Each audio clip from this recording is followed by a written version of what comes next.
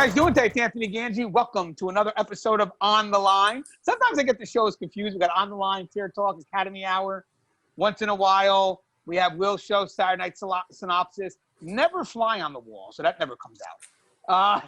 Connie could explain that in a little bit. But hey, Connie, you don't mind introducing ourselves to our audience? Oh, wait. Hold on, guys. Got to discuss what the topic is. The topic today is going to be about how the environment we work in can protect us or leave us vulnerable when it comes to inmate manipulation. Now, Connie, can you introduce ourselves to our audience? Hello, everyone. Connie Alleyne here. I am the founder and president of the Civilian Corrections Academy. I am also the podcast host for the Fly Behind the Wall, which Anthony keeps talking about me not having him on. Please, everyone know, I recorded the entire thing prior to us having these discussions about him coming on. So for season 3, he will be on there probably every show. No, I don't know. Maybe that's overkill. but we'll see. I'm going to be honest, Connie, I can't do every show. The jokes went too far now. Just can't. I can do one. We have got to get him on the show before I get picked at yet another show. Yes. It's what we do here on Tier Talk as well as Guardian RFID On the Line. Hey Will. Yeah. You mind introducing yourself to our audience and telling the stuff that you published author, Saturday Night Synopsis host. You got a lot of stuff going for you. I do. I'm a correctional officer, author. I have a book out called When Home Becomes a Housing Unit, and it deals with the kind of the stress and the negative side effects of working in a correctional facility and what we do and what happens to us when we bring that home with us. I also have a little tiny podcast called the Saturday Night Synopsis, and it's available everywhere. I also am a big fan of Connie's podcast, and after listening to it, I understand why neither one of us have been on it. Yeah, she doesn't want to slum down. That's what we hear. Hey, by the way, all jokes aside, the show you do, Will, very important to what we do here in corrections. I think a lot of people don't understand the mental health concerns that we face daily, and it's just great for someone to take the time out of their day, busy day, you're a family man, to do a show that actually doesn't just help the profession, but obviously more importantly helps the people in the profession. So guys, going back, the topic is really just how to protect ourselves from inmate manipulation, but this is really what we can do to protect others. Because I'm going to be honest with you guys, we all have vulnerabilities. We do. No one's perfect. But at the end of the day I believe that if we have good teamwork, good communication, we can complement each other's strength. And me and Connie did a show a couple of days ago that was released on our channel, the Tier Talk channel, that talked about how the environment can play a part into the game that's being played. Now remember, when inmates are looking to manipulate staff or anybody, they're looking at a couple of things. One thing is they're definitely looking at the individual. They're looking for vulnerability, something that they can pounce on. They're also looking at the environment. Does the environment allow me to do that? And sometimes the situation that could just be created, whether it's by them, by us, or just spontaneously happens. So today I want to focus on the environment because the environment is key to preventing the game, but it's also key in allowing the game. So real quick, Connie, obviously you worked in medical. So a lot of people that you work with or supervise at that time, they're in a helping role. They're prescribed helping role. That's what they do. And sometimes people could take advantage of that. So how important is it for, let's say, someone who's in that helping role, that prescribed role, to have an environment that they can trust to make sure that they're not being taken advantage of? So I think it's really what I've seen in my experience was having a great relationship with custody, whether it's the officers in the units or the officer that's manning medical, because those are the people that I can go to and say, hey, listen, I've seen this guy 4 times. I'm not sure why he's down here again. Right? Because then that also sends the alerts to the housing unit, like what is he down here for? And I get it. There's times where the inmates are very persistent and they could be wearing down the officer. And it's much easier for me to send that inmate along to medical as opposed to having him at the desk multiple times. Or if the inmate is savvy enough and, he or she has those trigger words that they know, I'm having chest pain, I can't breathe, I'm having a headache, or, some chronic persistent issue that, the officer may not feel comfortable not sending the inmate down. And so, you know, understanding that the officer is trying to balance liability, at the same time, you know, being aware of the risk that if I don't send them, this could be the outcome. It may not just be the boy who cried wolf. So the more I think that medical is able to communicate with custody, the easier it is for us to kind of nip those things in the bud and for the inmate to see, okay, we're not playing those kind of games.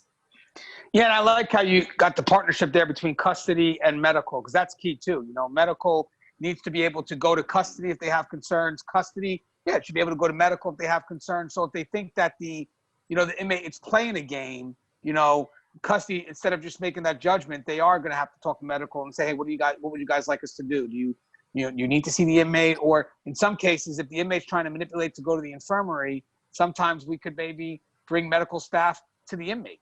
I mean, you know, however you want to maneuver, definitely communication and a partnership between medical and custody can really prevent whatever it is that the game that the inmate's trying to play. And I also like to add, and maybe Will can comment on this too, is that you need to make the inmates see this communication between the partners. Like, they need to see that there's a relationship between custody and medical, because at the end of the day, I think when inmates feel that they can play the environment, it's because they see it in isolation. Like medical here and custody here. But when you start having this environment where even if there is a weak staff member, if that staff member is seen literally speaking to other staff, that peer support, that reinforces a level of strength where the inmate may say, you know what, even though I can get to this staff member, the environment is too much of an obstacle for me. I'm not going to make the effort because at the end, it's too great of a risk. I mean, would you agree with that, Will? 100%. I think that all aspects of the job, all departments have to work together, because there's been several times that, like you said, those trigger words, right? Having chest pains or whatever. I can get on the phone and call medical, and medical will be like, no, we know him. He's done this. This is his history. I had a situation where the guy said, you know, I feel like I'm having chest pains, whatever. And then he got out of jail, came back 2 weeks later, and it was the almost exact same script, right? And so when it was a new officer in the unit, they called out. I went in and saw who it was. I called medical right away because we all knew. Medical and custody went to the door and said, hey, we just did this last Thursday, man. We know. And so then it stopped. Then he felt great all of a sudden. But each person has information that the other person needs, right? And the thing that people get tripped up on is when they're isolated, and as custody, we do it to ourselves. We're terrible about leaving officers on an island by themselves. And so they're in there, they're mixing with the inmates, and the inmates are able to just chip at them and chip at them and chip at them. And if they don't have that support from other staff, then they're going to, unless they're super, super strong, they're going to fall. Inmates will be able to manipulate them at some point. So the officers need to see that other officers have their back as well. Then they could step in and say, you know what, I don't have to build this relationship with the inmates because I have a strong support system behind me. Yeah, I love how you said isolation too, because that's a big part of how we could be set up. I mean, inmates right off the bat, I mean, for their game to be successful, they're always going to try to isolate staff. And sometimes when we talked about the situation and also the environment, sometimes the environment is ideal for that. You could have a staff member that's on an island right there, just by themselves every day. And I always tell people, if you have a staff member that has more contact with the inmate population than they do staff, then you got to, as a supervisor, you got to make more visits, or if you have peers that are able to come down, they got to come down, because not only do the inmates need to see the connection, but that isolated staff member needs to feel that connection. That's why, to me, lineup was always very important, because that's a good way for staff to connect and just build that bond. But nowadays you have no lineup and people go right back to their post, and there could be workers that you haven't seen in years. You guys work the same prison, but they could be just at a satellite post where very limited interaction with themselves and peers. So, I mean, Connie, do you have any areas that are maybe isolated from support staff and supervisors? And if so, how do you kind of remind that staff that, hey, we're still connected, we're still working together? I mean, it depends on the facility layout, because in one facility where I worked at, medical was in one area, but we had like a housing unit that was on a completely separate side of the compound. And so the one or two medical folks that worked over there, we didn't see them often. So we had to be intentional about engaging them and making sure that they knew they were part of the team. Even when we had any kind of, you know, we had a party, we've got a team building event, whatever it is that we're having, we would be intentional about making sure that person had time that they could come over, even if it's a matter of rearranging their workload for the day, just so that they can be a part of the process, a part of the activity, which really does matter. But there are times where medical can be vulnerable. I mean, even when medical is working on like the third shift, right?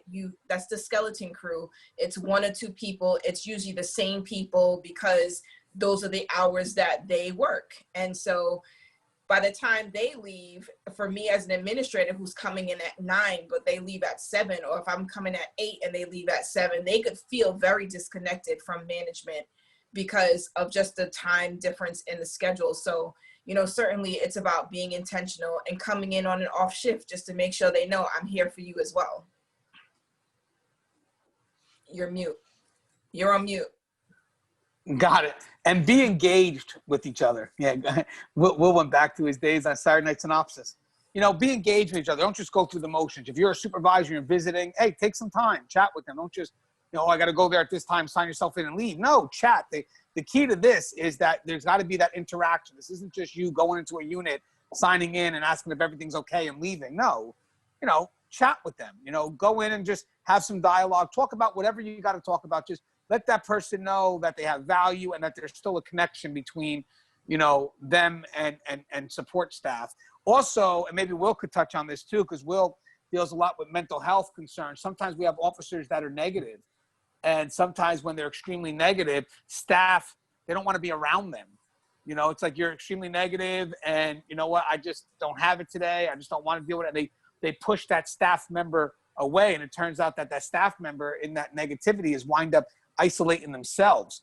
And the sad thing is what we have to do at that point is we actually can't allow that staff member to do that, correct? We have to do what we can to bring that staff member back into the circle, right, Will? Well, absolutely. I mean, we all get jaded, or we all have our bubble bursted at some point during our career. And Connie talked a little bit about third shift. At our facility, a lot of those officers, veteran officers that are kind of upset or angry about something, they go to third shift, which further isolates them. Nobody wants to hang around it. But here's the problem. We need to do a better job as officers keeping track of our other officers. And because there are deeper issues than just the little things that are going on at work usually. And if we're having troubles at home, or if we're stressed out, or we're scared, or something's going on, and then we isolate ourselves, we go to a different shift, we're not seeing our administrators, we're not, you know, when they come through, Anthony, you described every supervisor round I've ever been a part of. Hey, is anything going on? Good. Okay. We'll see you tomorrow. That makes that officer feel like shit, really. And then here's what happens. Here's the danger of that. There's going to be situations that come up that you have to, number one, handle by yourself, or if they're severe enough, sometimes you may have to rely on the inmates for your survival, which sounds crazy, but we've all seen videos about it, right? And I've had situations where I've had to have inmates assist me to get through a situation, whether it's severe weather, where it's anywhere else. And if those relationships that you know start to grow based on those events and based on that animosity towards other staff, that could be a real problem down the road. Yeah, guys, as we come to a close, I just want to say, and we'll get obviously our closing thoughts. When we talk about the environment, we're talking about that connection, you know, that the inmates need to see. They need to see that we work together as one, that we trust each other. Also, the environment itself has to be on point. You can't have staff that's negligent, that's just not on point, because even if there is a good connection between you and that other staff member, if you're not doing your job, you're not protecting anybody.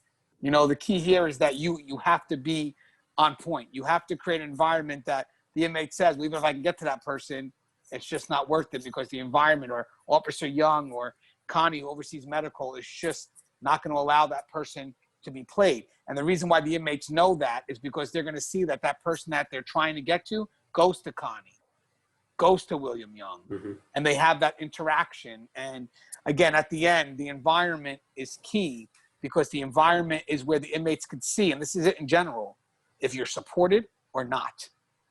That's what they could see. Hey, Will, you have anything you want to say in closing? No, I just think I think really the way to tackle corrections, the way to survive this collective mission that we have is you got to have communication. You got to have trust, but you have to have communication, and we have to know that we're there for each other no matter what. I agree, Will. And Connie, have anything you want to say in closing? The one thing I want to add to it in closing is just that don't hesitate to call the inmate out on his or her mess. If you know that they are playing the game, it's okay to say, hey, not today. We know what you're doing. It's not happening, right? Because then there has to be something that sort of deters the behavior. And if it's just us communicating with each other, I think it's great. But I think the inmate kind of needs to be on notice that we know that he's up to something. Yeah, I like that, Con. You know what's great is we actually touched on this dialogue on the other channel, but there were parts of things that we discussed right now that we did not cover. So it kind of balances each other out. So as always, guys, thank you for listening. Don't forget, subscribe to Guardian RFID. They offer a lot of good information, but the big thing is they're very supportive of what we do in corrections. As always, guys, stay safe. See you next week.